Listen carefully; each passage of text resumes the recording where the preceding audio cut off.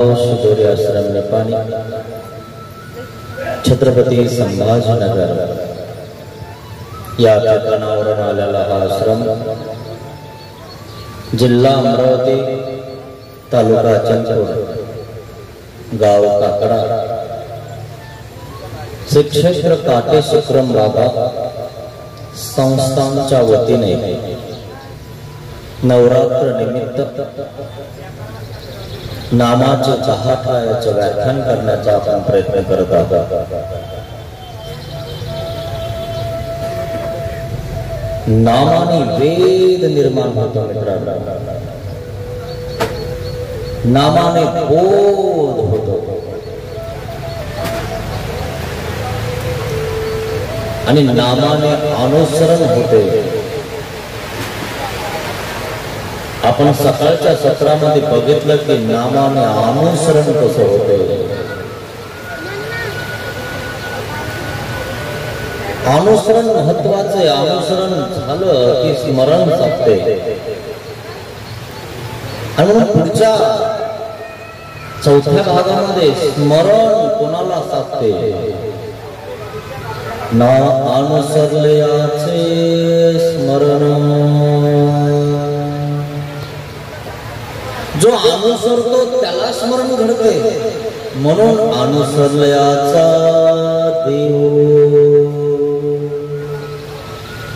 म्हणून तर अनुसरावं लागतं मित्रांनो। तुम्ही जर सोडलं नाही तर आपल्याला स्मरण साधत नाही। जसं आपल्या मुलांनी घर सोडलं नाही तर शिक्षण होत नाही, घर सोडलं नाही तर नोकरीला कोणीच लावणार नाही। आणि म्हणून आपल्याला जर कायमचं नोकरीला लागायचं असेल, आनंद जर आपल्याला पाहिजे असेल तर आपल्याला अनुसरावं लागणार आहे। पुढे या, थोड्या या पुढे थोडं तुम्ही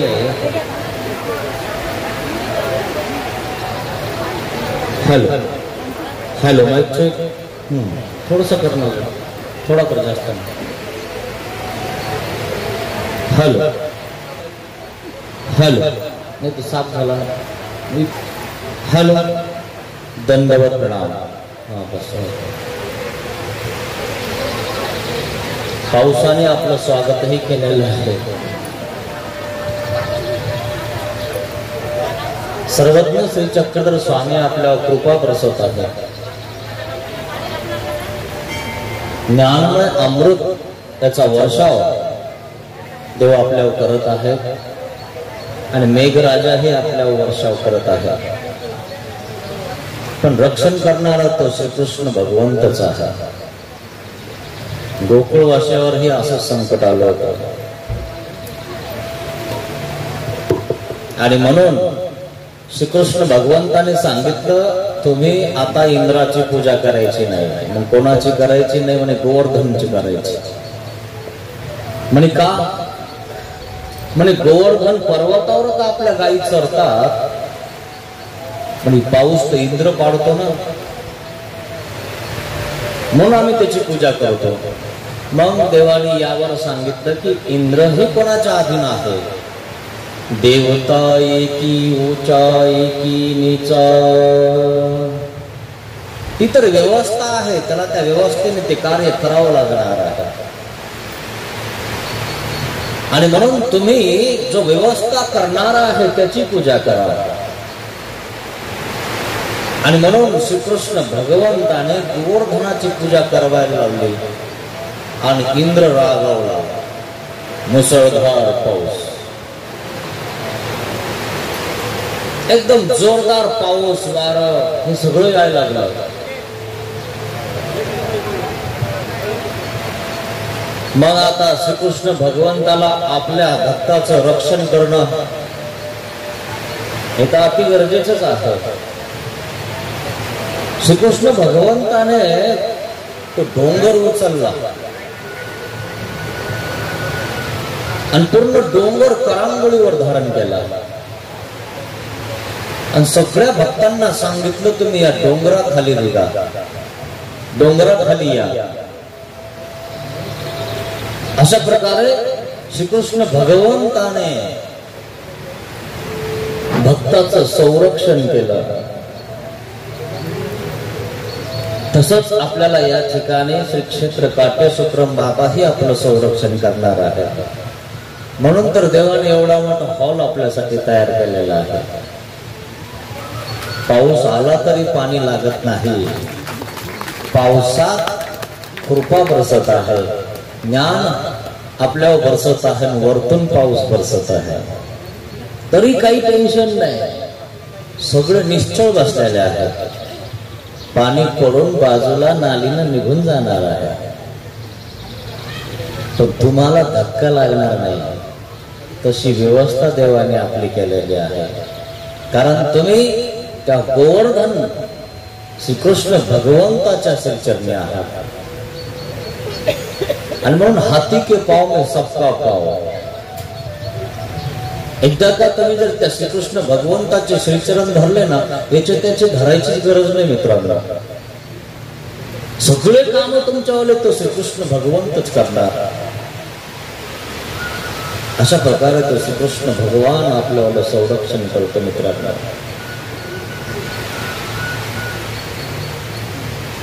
पाऊस इथेच नाही, सगळीकडेच पडत आहे. पण काल थोडा आपल्याकडे पडला, हाजरी लावून दिली म्हणजे यांचं चालू द्या, काही अडचण नाही आली. आता सुरू व्हायचं की आला, पण अडचण तर काही नाही. आमचं आम्ही गोवर्धन पर्वताखाली बसवले. श्रीकृष्ण भगवान आपलं संरक्षण करतो. अशा प्रकारे नामाने अनुसरण घडते मित्रांनो. मग नामाने अनुसरण कसं कोणाला घडलं म्हणून तुम्हाला मी सकाळच्या सत्रामध्ये सांगितलं. नामे अनुसरण. माहिम भट्टाला अनुसरण घडलं. माहिम भट्टाला बोध दिला, वेद दिला, हा अनुसरणही दिलं. माहिम भट्ट श्री गोविंद प्रभू महाराजांच्या सन्निधानामध्ये राहून सेवादास्य करायला लागलेले. चुलीतली राख काढत आहेत, चुलीला पोतरा घेत आहेत, झाड झोड करत आहेत. रिकामा वेळामध्ये नानवट करतात. पूर्वी खूप गरिबी होती मित्रांनो. मार्गाला 5 पैसे, 1 आना, 2 आना, 5 आणे असा तो पैसा होता. तो आता बंद झाला. असे काही लोक पंगत करत असताना देत होते. दक्षिणा तर क्वचित लोक देत होते. दिली तर 5 पैसे द्यायचे. खूप गरिबी होती, खायला खूप कमी भेटायचे. मग आता माहिम भट्ट खूप हुशार होते आणि म्हणून माहिम भट्टाने काय केलं, आपली सामग्री परमार्गाच्या उपयोगाला लावली. आपली सामग्री नाही परमार्गाच्या उपयोगाला लावली पाहिजे मित्रांनो. नानवट करायचे म्हणजे सोन्या चांदीचा त्या ठिकाणी व्यापार करायचे. सगळा विधी झाल्यानंतर नानवट करत होते रुद्रपूरला. आणि मग ते नानवटाचा व्यापार झाला. जो काय मोबदला येईल तो मार्गाला खर्च करायचा, मार्गाला तेल पीठ आणायचं. असा व्यापार माहिम भट्टाने केला. मग माहिम भट्ट त्या ठिकाणी अनुसरलेले. म्हणजे सगळं झाल्यानंतर माहिम भट्ट भिक्षेला जायचे. दीक्षा घेतलेली माहिम भट्टाने. भिक्षाविधी करत असताना लोक ते पीठ चाळत असताना, पीठ चाळल्यावर त्या चाळणीवर ते कोंडा कोंडा येतो ना, त्याच्या भाकरी करत असतात गाईला, म्हशीला. मग ते असं 7-8 दिवसाचं एकत्र करून ठेवत असतात. आणि त्याच्या 2-4 भाकरी केल्या की ते गाईला वगैरे घेऊन जात असतात. आणि म्हणून काय झालं, भिक्षेला गेले तर लोक काय करायचे माहितीये का, जे गाईला केलेल्या ज्या भाकरी आहेत ना ते माहीम भट्टाच्या झोळीत टाकायचे. श्री गोविंद प्रभू महाराजांच्या सन्निधानामध्ये राहून सेवा दास्य करायला लागलेले. चुलीतली राख काढत आहेत, चुलीला पोतरा घेत आहेत, झाड झोड करत आहेत. रिकामा वेळामध्ये नानवट करतात. पूर्वी खूप गरिबी होती मित्रांनो.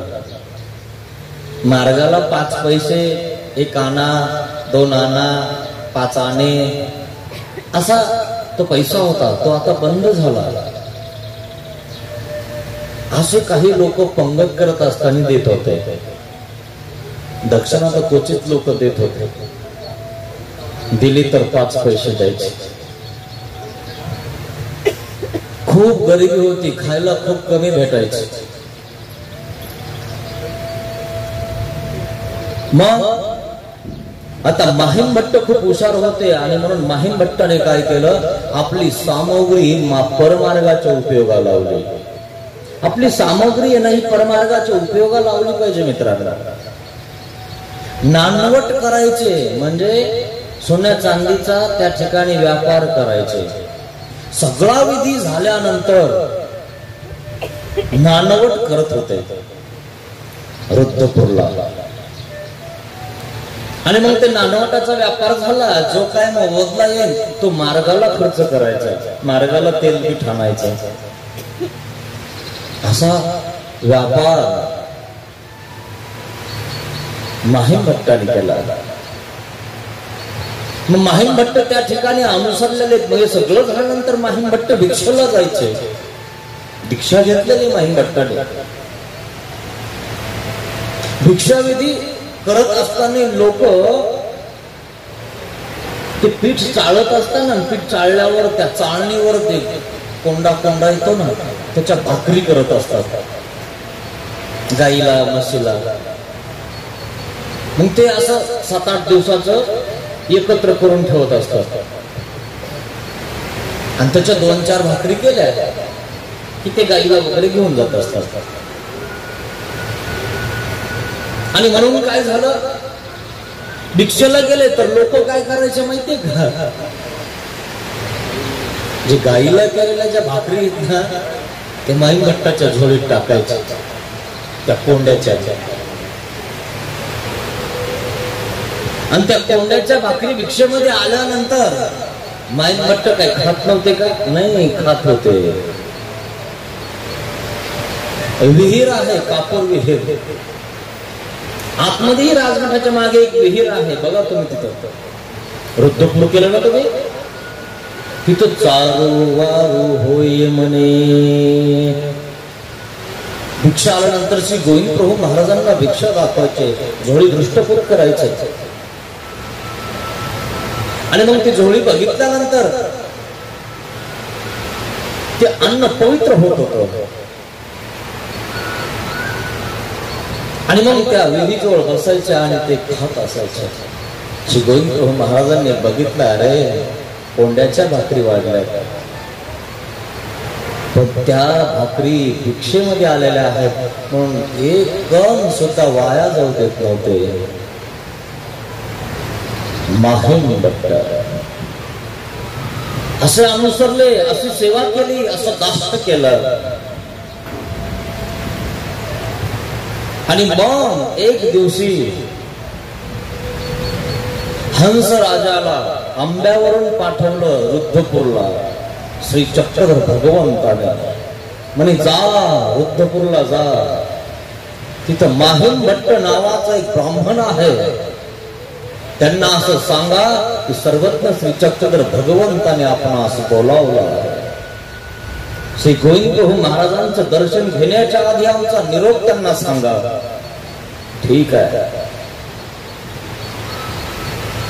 आंब्यावरून हंसराजा येते, खैराळा मुक्काम करते. खराळा गाव आहे ना, त्या खराळा त्या ठिकाणी तिचा मुक्काम होतो. आणि मग दुसऱ्या दिवशी रुद्रपूरला पोहोचते. रुद्रपूरला आल्यानंतर आधी निरोप सांगितला,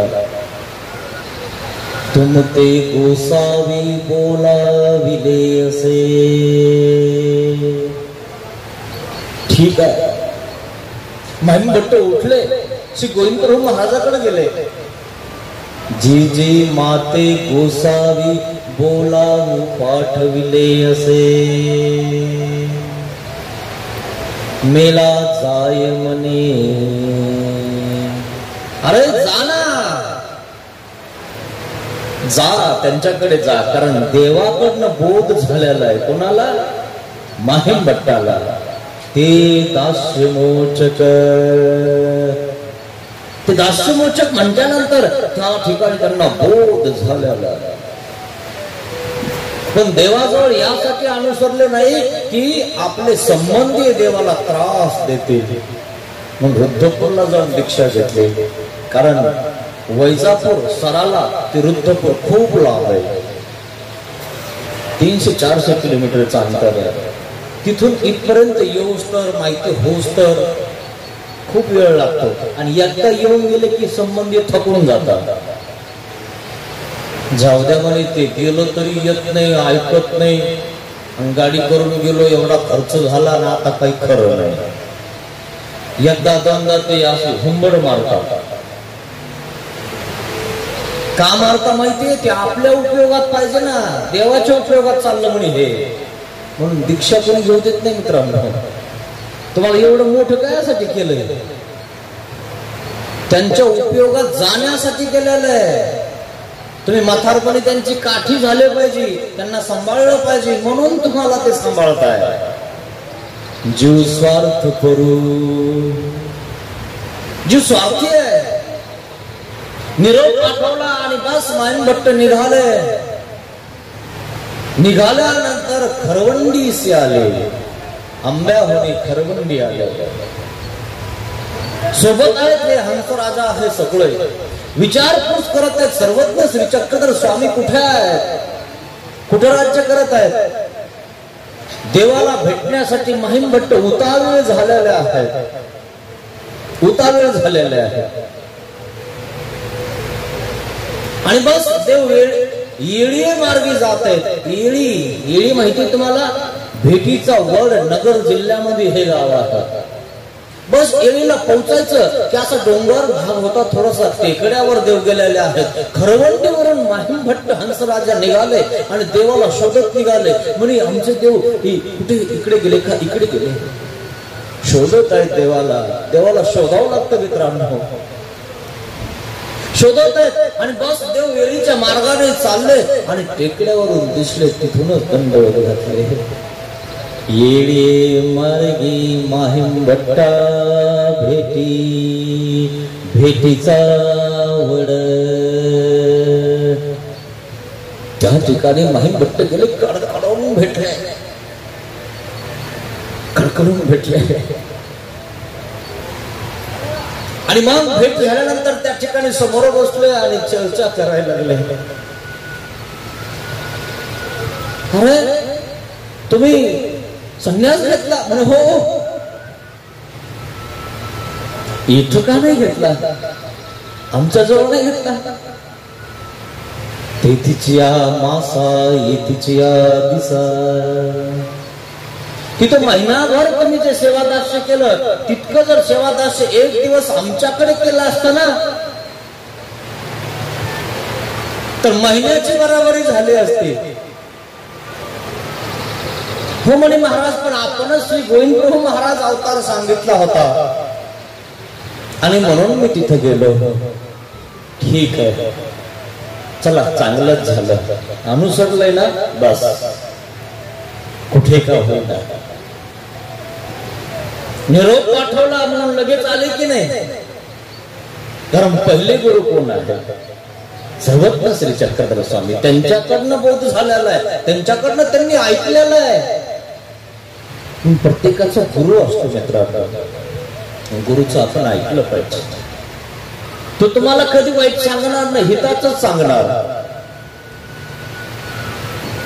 आणि मग महिम भट्टाला विचारलं, तुम्ही गेले ती जेव्हा तुम्ही गेले ना, तेव्हा निर्गमन कसा केला? अशा प्रकारे तिथपर्यंत पोहोचले. आणि मग दिल्लीला मी तुम्हाला सांगितली ना, बहिर्भूमिके बैसला, तो एक थेंब त्या ढेकळावर पडला, ऐसेच देह की.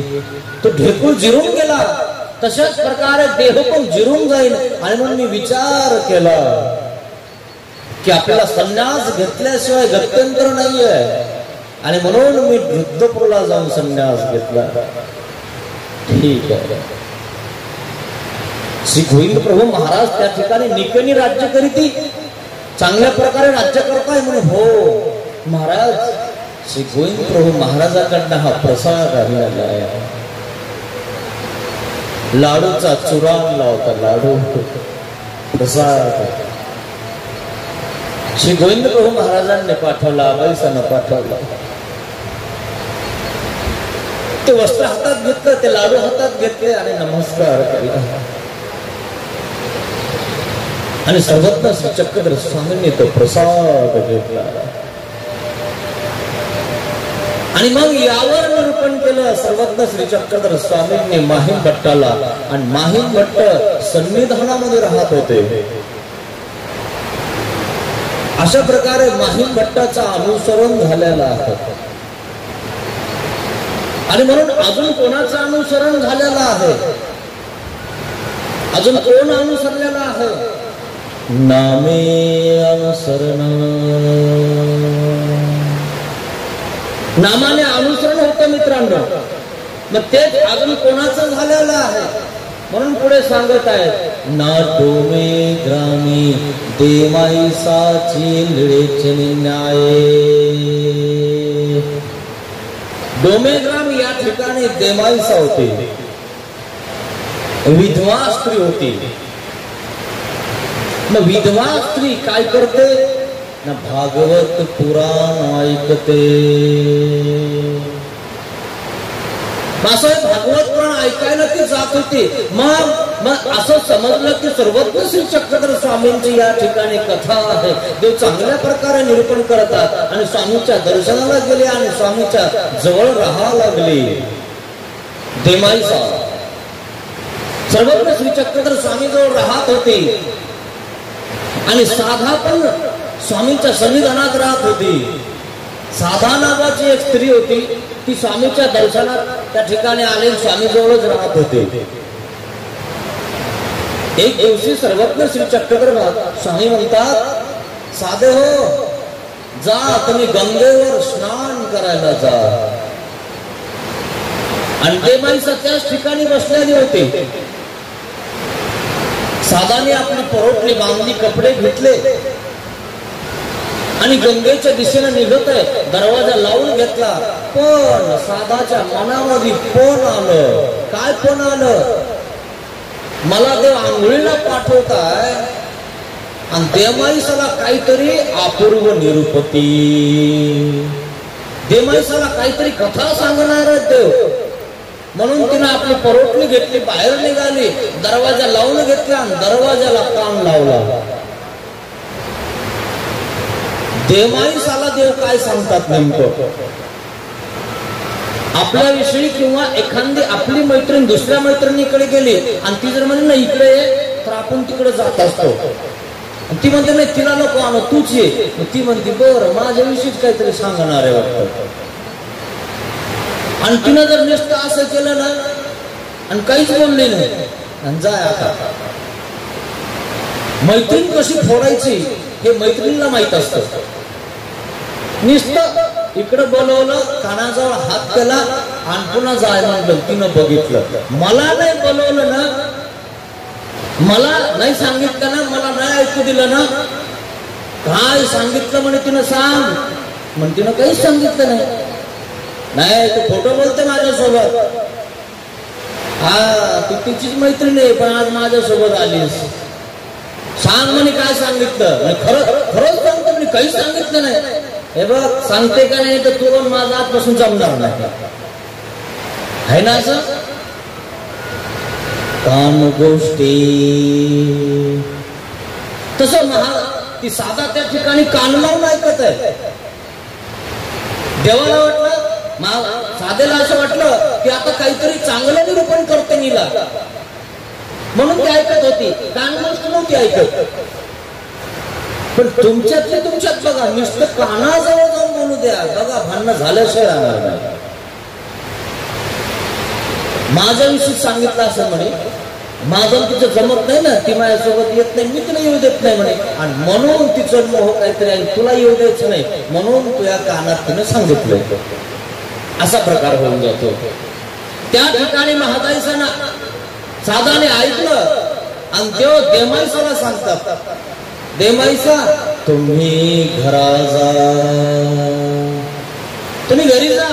म्हणे महाराज असं कसं काय? महाराज मी सगळं सांगून सर्वस्व सोडून तुमच्या जवळ येते आणि तुम्ही म्हणता तुम्ही घरी जा. मग देव यावर निरूपण करतात, बाई तुम्ही सर्वस्व काही सांडिले मग काही होते. तुम्ही काय सांडलं आणि काय तुमच्याकडे होतं? नवरा एक होता तो मरोनी गेला. नवरा होता तो मेला आणि त्याची एक पाटाभर जमीनही तुमच्या नावची नाही, त्याच्याकडे नव्हती. ही घर पण नाही, ते 2 पत्राचं घर होतं, ते 1-2 वाशावर टेकलेलं होतं, ते पत्रही पडलेलं आहे आणि तेही स्वतःचं घर नाही तुमचं. आणि काय तरी सर्वस्व सांगलंय. तुम्हाला सौभाग्य तरी आहे का? तुमच्या कंपाळावर तुम्हाला कुंकू तरी लावता येतं का? आणि तुम्ही म्हणता आम्ही सर्वस्व सांडून आपल्या जवळ येतो. काय सांडलं मा काही होते काय? तिथं तुम्ही भावाजवळ राहता, भावाचे भांडे घासता है ना, स्वयंपाक करता आणि सगळ्यांना जेवायला वाढता आणि उरलं तर खाता आणि तेही खरवंड खाता. खरवंड कळतं का तुम्हाला? खिचडी केल्यानंतर खाली कुकराला असं खरवंड लागतं, म्हणजे थोडस करपट लागलं म्हणजे करपायला लागलं ते चिटकून बसतं खाली आणि ते चिटकून बसलं ही सगळ्यांना जेवायला वाढते. मग हिला जेवायलाच काय राहत नाही, मग ही काय करते? खरवंड काढते, भगुण्याचं खरवंड काढते ते खाते. देव म्हणतात तिथल्यापेक्षा इथं चांगलं आहे ना, इथं खरवंड खायची गरज नाही, ननंदबाईचे टोमणे खायची गरज नाही, भाऊजाईचे टोमणे खायची गरज नाही. खरंय ना? भावाचे बेराचे कोणाचे टोमणे खायची गरज नाही. इथं आम्ही तुम्हाला या म्हणतो, जा म्हणतो आणि इथंच राहा म्हणतो, तुम्ही राहत नाही. ब्राह्मण विधवा स्त्रियाशी काही असं त्यागू. मला सांगा, देव सांगतात की जे ब्राह्मण आहेत आणि ज्या ब्राह्मण स्त्रिया आहेत यांना विधवा स्त्रीला काय त्याग आहे? ती आधीच त्यागी आहे. का बरं? नवरा मेल्यानंतर तिला केस ठेवता येत नाही विधवा स्त्रीला, आणि तिला काय करावं लागतं? पांढरी साडी घालून घरी राहावं लागतं. तिला तिच्या कपाळावर टिकली लावता येत नाही, तिला लिशीपुशी करता येत नाही, चांगले कपडे घालता येत नाही, चांगलं जेवता येत नाही. कृष्णांद्रायण करी तिला उपवास करावा लागतो. आणि म्हणून ज्या विधवा स्त्रिया असतात ना, त्या 8 दिवस 7 दिवस उपाशीच असतात. आज सोमवार आहे, आज मंगळवार आहे, आज बुधवार आहे, आज गुरुवार आहे, आज शुक्रवार आहे. बस एका देवाचे एक वार उपासित, छटाक शेंगदाणे छटाक शाबू, आणि तोही त्याच्यामध्ये पाणी जास्त बळबळ. का बरं? छटाक साखऱ्यामध्ये दिवस काढायचा आपलं साबुदाण्यात. आता तर साबुदाणा सकाळी खाल्ला नाही, पोट भर खा म्हणा. पूर्वी फक्त छटाकच भेटायचा, इतकी किंमत होती त्या साबुदाण्याला, त्या शेंगदाण्याला. आता खूप काही भेटत आहे तर ताटात तसंच राहत आहे. पूर्वी साबुदाणा म्हणल्यानंतर आम्ही नाटक करायचो, उपवास धरायचा. नाटक आम्ही उपवास धरला, आम्हाला साबुदाणा द्या. आठवतंय तुम्हाला? साबुदाणा खायला भेटत नव्हता मित्रांनो. अशा प्रकारे ही विधवा स्त्री देमाईसा, आणि ती देवायचा त्या ठिकाणी घरी राहते आणि ते खरवंड खाते. देव म्हणतात हे सगळं सोडून इथं काय येत नाही, आणि तुम्ही म्हणता आम्ही सगळं सोडून आलो, तुमच्याजवळ आहेच काय, तुम्ही सोडायला तुम्हाला कोण आहे? विधवा स्त्रियाशी काही त्याग असे. विधवा स्त्रीला काही त्याग आहे का? काहीच त्याग नाही ना, तिला त्यागच नाहीये. असं त्यांनी ते घर बांधलेलं असतं. जीवाला जीव देणारे ज्यावेळेस फेरे घेतले त्यावेळेस सांगितलं की 7 जन्म मी तुझी सेवा करणार आहे. एका जन्मात तू पाटा पडा ना, 7 जन्माचं काय तू गुप्त घेते बघा ना तुम्ही. जरासं ज्याची सेवा होत नाही ना, त्याची जर एखादी पत्नी जर खडूळ असेल ना, तर म्हणतात अरे बापरे अवघड त्याचा आता, तिच्याच हातात बट नाही सगळे. हा निसताच पण इकून फिरतो, तिकून येतो, इकडं जातो, तिकडं जातो. मालकिनीला विचारावं लागल, त्याच्या हातात काही नाही असं पण आहे कुठं, असाही प्रकार आहे. मग त्या ठिकाणी ब्राह्मणी सुद्धा म्हणते तू मर कुडी मरो का आजही का चिताये. कौरव जगत काय माहिती म्हणे म्हातार. पत्नीला वाटायला लागलं मित्रांनो, का वाटतं म्हणजे कौरव धुवायचं, याच कौरव धोत्र धुवायचे. मरण चिंतिता लोक आपल्यावाले, म्हणून मरायच्या आधी तरी देवाचं होऊन जा मित्रांनो. देव मरण चिंतत नाहीत बरं, देव मरताने तुम्हाला मांडीवर घेतात. भंडारेकर स्वामींकडे गेले, स्वामींचे झाले. स्वामींना त्यांनी सर्वस्व देऊन दिलं. एक दिवशी काय झालं काय माहित, अचानक त्यांना संडास आणि उलटी झाली, अशक्त झाले. भंडारेकर तरी भिक्षाला जातात, येतात, थकून जातात, आणि मग आले की स्वामीला जेवण देतात, झोपून जातात. अरे भंडारेकर जेवण करा, नाही अशक्तपणा, संडास उलटी, संडास उलटी. सर्वज्ञ श्री चक्रधर धावपळ करतात. अरे काय झालं? अरे आज भिक्षाला जाऊ नका. नाही जातो, जोपर्यंत मला करणं होतं तोपर्यंत जातो, पण आता बस झोपले बाजावर, आता उठताचे ना. देव भिक्षा करतो कोणासाठी? भक्तासाठी. देव भक्तासाठी भिक्षा मागतो, आणि भिक्षा आणून त्या भंडारेकरांना शीतपथ्य देतो. देव देतो. तुमच्या घरचे देईना बॅग भरून भरून आणून सुद्धा. त्या सावकाराची अवस्था कशी झाली, म्हणून भक्ताची अवस्था सांगत आहे. देवाने भिक्षा मागावी, शीतपथ्य आणावं, भंडारेकराला जीव घालावं. भंडारेकर सिया आणि सू जाग्यावरच करतात. देव म्हणले का लवकर निघून जाय, मेला तर बरं होशील. देव त्या ठिकाणी भंडारेकराचे कपडे काढायचे, धुवून ठेवायचे, नदीवर जायचे, नदीवरून त्या ठिकाणी कपडे धुवून आणायचे, नवे घालायचे, आणि मग ते जुने काढायचे, सगळं स्वच्छ करायचं, पुन्हा ते स्त्री आणि सू करायचे, आणि पुन्हा देव कपडे धुण्यासाठी नदीवर जायचे. किती धुणे धुनार प्रभू मी माझ्या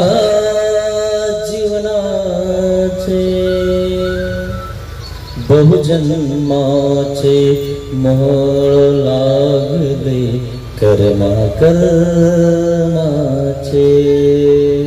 कौरव कर्म करणार मित्रांनो, कर्म करून करून पाप करून करून आपण हिरवे कदड झाले.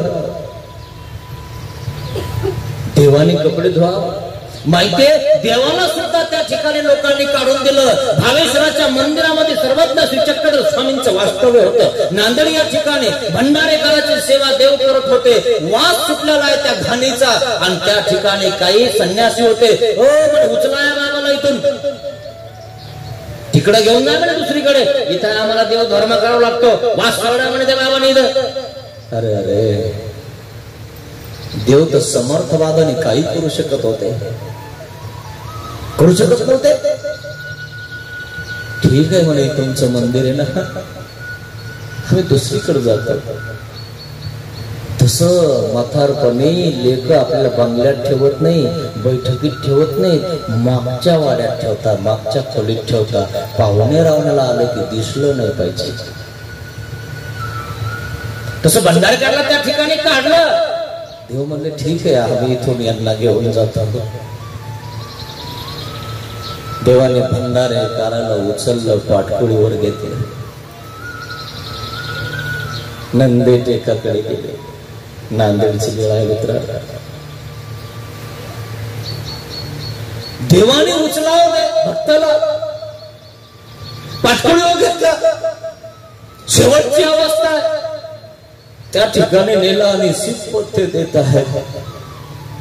शेवटची अवस्था जवळ आलेली आहे. डोळे घराला फिरत आहे. घाम फुटला अंगाला, थंड पडत आहे शरीर. अशा वेळेस देव जवळ गेले. भंडारेकार काय झाला? महाराज खूप त्रास होता, डोळे माझे पांढरे होते. हो माझ्याकडे बघा. देवाने मांडीवर घेतलं. बघा आमच्याकडे बघा. देव म्हणतात तुम्हाला 1000 वर्षाचं आयुष्य देऊन टाकू. देऊ म्हणे महाराज पुन्हा अशी मांडी मिळेल मला, पुन्हा आपलं श्रीमुख असं मला बघायला मिळेल? ते तर नव्हे महाराज, मला आयुष्य कशाला पाहिजे? अशी मांडी आणि मरण असं आहे की मी आपलं श्रीमुख बघू शकतो. असं श्रीमुख बघत असताना मी जर मरत असेल तर यापेक्षा मरण किती चांगलं आहे. मरणा मारुनी विजयी व्हावे, मरण हे माझे, मरणाचे ते कधी नसावे माझ्यावर ओझे, दयाळा माझ्यावर ओझे. आपण तर मरायला घाबरतो. भंडारकाळात 1000 वर्षाचं आयुष्य देत होते तरी घेतलं नाही. आपल्याला जर थोडस काही झालं तर आपण काय देवाला वेडे वाचतो, काय त्या ठिकाणी करतो, महाराज वाचव वाचव. अरे कशाला वाचवायचंय, कशाला? इथं लोकांना त्या ठिकाणी बुडवायला, डुबायला, लोकांच्या डोक्यावर पाय द्यायला. तेव्हा आहे ना त्या विधीमध्ये, त्या विधीमध्ये घेऊन जाणार. पुन्हा अशी मांडी नाही भेटणार. नको महाराज मला. बघितलं देवाकडे आणि देह सोडून दिला. अंतकालेच मामेव स्मरण मुक्ता कलेवरम. स्मरण करत करत देवाच्या मांडीवर आणि देवाचं श्रीमूर्ती बघता बघता भंडारीकाराचा देह गेला. आपल्याला मरताना सुद्धा कोणी मांडीवर घेत नाही मित्रांनो. भंडारकाला मांडी भेटली. आपल्याला कधी मिळेल? देवाला कधी प्रार्थना करणार की महाराज आम्हाला कधी मांडी देणार? तुझ्या मांडीची उसी नसेबी कशी मिळे अम्हा, ती मिळविना काय करावे सांग तू परब्रह्मा. सांगतोय ना देव, करा ना तुम्ही देव. का भेटत नाही तुम्हाला मांडी? कशी मिळत नाही मांडी? सशाने मांडीवर का जाऊन बसला नाही? ससा देवाला बघतो आणि देवाकडे गेला नाही. भारत पूजा गेला नाही, बेंडका नाही गेला, साप नाही गेला, वाघ नाही गेला. अरे तुम्ही तर माणसं आहात ना. अरे मासे वेचले, कासव वेचले, झाडं वेचले, झुडप वेचले. आपण कधी जाणार देवाकडे? आपल्याला पण मांडी भेटते. देवाने मांडी त्यासाठीच तर दिलेली आहे. भंडारे घराला दिली. भंडाऱ्यासारखं वागा ना, का तुम्हाला मांडी भेटणार नाही? पण जर तुम्ही असं वागत असाल ह्या सावकारासारखं, लोकांच्या मुंड्या मोडून जर आपलं घर चालवत असाल तर अशी अवस्था होऊन जाईल. थू मर कोडी मरो का आजो एका जिताये. आता लोकांना वाटेल हे मरायला पाहिजे. अरे शेवटी तरी देवासाठी मरा मित्रांनो. पाहिली बैसोन दिती बाहेरी बैसून देते. घरचे लोक त्याला बाहेर बसू देत नाही, कारण बाहेरचे येणारे जाणारे बघतील, पाहुणे रावणे बघतील, वास सुटलाय म्हाताऱ्याचा आणि त्या ठिकाणी सगळं घाण आहे. आणि जर पाहुणे रावण्याने बघितलं तर काय म्हणतील, हो तुमच्यावाल्या एवढा मोठा सावकार आहे तरी तुम्ही सेवा करत नाही, एवढं मोठं घर बांधले, 3 तारी घर बांधले आणि त्याला राहायला तुम्हाला जागा देता येत नाही. लोक बोलतील म्हणून ते काय करतात, त्याला बाहेर शेतात बसू देत नाही. चला पहा आतमध्ये माशा लागल्या तुमच्या तोंडाला, इकडे खाली माशा, चला पहा तुम्ही बसू देतात. लोक बाहेर बसू देत नाही, आत व्हा, पाहुणे आले आणि बघा दरवाजा लावून घ्या. असं आतापर्यंत सावकारला भेटायला लोक येत होते, आता लोक म्हणतात दरवाजा लावून घ्या. दुर्गंध. बघा मित्रांनो, हे देवाने सांगितलेलं अवस्था आपली सुद्धा अशीच होते. जोपर्यंत आपण नौजवान असतो, युवा असतो ना, तोपर्यंत खूप तुम्हाला सांगतो आपल्यामध्ये तरतरी असते. कोणी पाहिलंय नरकन, कोणी पाहिला देव, जे होईन ते होईन आमचं. मित्रांनो इथंच होतं बरं, सोपं नाही एवढं. इथंच काटा मोडला तर 8 दिवस चालता यायचं नाही, इथंच सगळं भोगावं लागतं. ध्यानात घ्या मित्रांनो. तुम्ही बाहेर सुद्धा बसू देत नाहीत त्या शेठ सावकाराला घरचे लोक.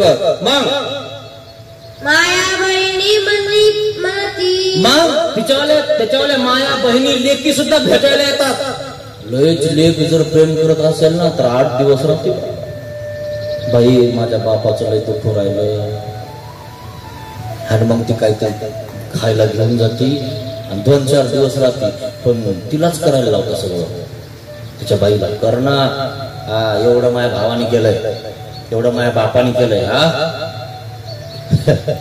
पाहिलं ना.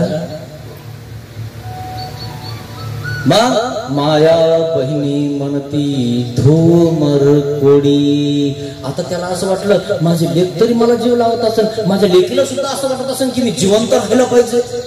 नाही, ती पण म्हणती दादा गेले तर बरं होती ना. आता खूप त्रास व्हायला लागला आमच्या दादाला. आता त्रास व्हायला लागला की मारा, आणि त्रास नाही व्हायला की जागा. आणि जगत असताना लोकांना त्रास द्या, म्हणजे तुम्हाला म्हातारपणे त्रास होणार नाही ना. असं जगा मित्रांनो. इतरांना कोणाला त्रास देऊ नका. राग, द्वेष, काम, क्रोध, मद, मत्सर याचा त्याग. जो तो आपल्या आपल्या कर्माने चालत असतो. त्यांनी आपल्याला काही बोललं तरी प्रतिप्रश्न करू नका. ठीक आहे, बोल भाऊ काय बोलायचं तर कर, काय करायचं त्याला फेडावं लागेल, हे ध्यानात घ्या. प्रत्येकाला फेडावं लागतं. म्हणून असं कोणाच्या मागं लावून डोकं धरून बसू नका. मी तुला बघून घेईन, मी असं करेन, मी तसं करेन, हे तर कधीच बोलत जाऊ नका. आपल्याला आपल्या ताटावर आलेली माशी आवरत नाही तर माणसं कधी आवरते ना. 3दा-4दा ह्या हाताने, एकदा ह्या हाताने, एकदा हाणावं लागत. बघा जेवण करताना माशी आली की ध्यान काढा माझ्यावर. हा सोपं नाही एवढं मित्रांनो. मग धूमर कोडी. अरे मर लवकर, तू मोकळा व्हाय लवकर. आता म्हणजे जवान आहे तोपर्यंत त्या ठिकाणी विडे व्हायचे, आता मरण्यासाठी विडे व्हायचे काय. पाहिलं का लोक कसे असे मरो का. सगळेजण अंतच बसताना तिथून ऐकायला लागलो माझ्यामध्ये जीव कोणाचा आहे, पण एकाचा जीव राहिला नाही माझ्यामध्ये. सगळे म्हणतात मरो का मरो का. आजपर्यंत घेऊन येत होतो म्हणे जगो का.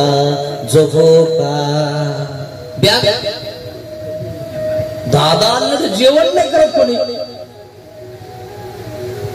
पगार झाला नाही का म्हणे या महिन्यात. आम्ही का पगार लगे काय पुढे खाऊ राहिलं का दम धर्म जरा दाखवतो थोडा. पगार जर नाही दाखवला तर 3दा विचारत झालं नाही का ह्या वर्षी. इतकं अवघड आहे मित्रांनो. मग आणि उभागला सगळ्यांना असं वाटायला लागतं हे मेलो पाहिजे. ते म्हणे बाबा मला किती वेळ सांगत होता कोण कोणाचं नाही, पण मी बाबाचं कधीच ऐकलं नाही. इतका पैसा कमवला, इतके लोकांना लुबाडलं, पैसे खिशात दारात बॅगीत असायचे, पण कधी बाबाला 10 रुपये लावून कपड्याला नाही लावले. पण बाबांनी मला आजपर्यंत चांगलंच सांगितलं कोणी कोणाचं नसतं बरं. हाय तेवढं करून घ्या सावकार, जरा देव धर्म करून घ्या. आहेत पैसा ना, जिथं कमी आहे तिथं त्या ठिकाणी देऊन द्या, एखादी पंगत द्या, पुढे काहीतरी करत जा. हो करत जाईल. जातो मी. आणि आता बाबा आला भेटायला. सावकार बरं आहे का? डोळ्यात पाणी पडतं सावकाराच्या. हातात हात घेतो सावकार. बाबा तुम्ही सांगता ते सगळं खरं आहे, काही खोटं नाही. लवकर जागा नाही आली मला, पण आता वाटायला लागलं मला की कोणी कोणाचं नाही. अवस्था बदलल्यावर माणूस बदलतो मित्रांनो. रडायला लागला. उशीच्या खाली जी 100ची नोट होती ती हातातून काढली आणि बाबाच्या हातात दिली. बाबा हे राहू द्या तुम्हाला. बाबाला बरं वाटलं. अरे 10 रुपये देत नव्हता, 100ची दिली मला. पाहिलं तुम्ही, ही शेवटची अवस्था माणसाला देवाकडे ओळख जाते. त्याला असं वाटायला लागतं अरे देव आहे, किती दुःख व्हायला लागलंय, कोणी कोणाचं नाहीये. बाबा सांगत होता, पोथीत सांगत होता, प्रवचनात सांगत होता, कीर्तनात सांगत होता, पण तेव्हा आपण कीर्तनात नाही, पोथीत नाही, सत्संगात नाही, देवात नाही, धर्मात नाही, आरतीत नाही, बस इकडे तिकडे फिरायला सगळा वेळ आपण असाच घातला. पण आता कळायला लागलं खरं आहे बाबाचं. मग गावामागे दुबळेश्वर देव उभगला तो. मला नाही राहायचं यांच्यामध्ये. मला म्हणतात नाही मेला पाहिजे. मेलो मी तुमच्यासाठी आजपासून. गावामागे दुबळेश्वर देव तिथ आला आणि तिथ राहिला. तुमच्याही गावाच्या मागे हा देव. तेथून येथ या, येथेच राहून जा, सगळं व्यवस्थित होऊन जाईल. सगळं व्यवस्थित होऊन जाईल. तिथं तर गावाच्या मागे दुबळेश्वर देव म्हणजे छोटीशी देवता आहे, दुबळी देवता आहे. तिथं काहीच करू शकत नाही, उद्धारही करू शकत नाही. पण तो व्यक्ती, तो सावकार त्या गावाच्या मागे असणार त्या दुबळ्या म्हणजे छोट्याशा मंदिरामध्ये त्या ठिकाणी जातो. मग काय होते? देवा तू माझा मी तुझा. काय म्हणून राहतो? देवा तू माझा मी तुझा, ऐसे म्हणून राहे. गेला त्या ठिकाणी आणि त्या ठिकाणी गेल्यावर काय म्हणतो? देवा आजपर्यंत मला कळालं नाही. माझ्या गुरुनं सांगितलं, संतांनी सांगितलं, महंतांनी सांगितलं, पण मी ऐकलं नाही. पण आता मला माझंच कळालं की काही खरं नाहीये. देवा तू माझा मी तुझा, ऐसे म्हणून राहे. असं म्हणून त्या ठिकाणी तो त्या मंदिरात राहत आहे. मग काय झालं? आणि पाठी तिये घरचे सगळे धावत पळत आली. म्हणे दादा कुठं गेले, दादा कुठं गेले. त्यांना तर वाटलं बरं झालं गेले, परंतु लोकांना दाखवण्यासाठी गावात बघायला लागले. म्हणे आमचे दादा आले का, आमचे दादा आले का. म्हणे इकडं नाही आले, इकडून इकडं गेले. आणि मग ते असे गावात चर्चा करून धावत पळत त्या दुबळेश्वराच्या मंदिरात जातात. म्हणे दादा तुम्ही तर कशाला आले ना, आपल्याला काय कमी आहे. असं आतापर्यंत मरायला पाहिजे आणि आता मी तुम्हाला सोडून दिलं, तुम्ही माझ्यासाठी मेले, मी तुमच्यासाठी मेलो. काय प्रश्न आहे? यायचं नाही माझ्याकडे, मी तुमच्यासाठी मेलेलो आहे.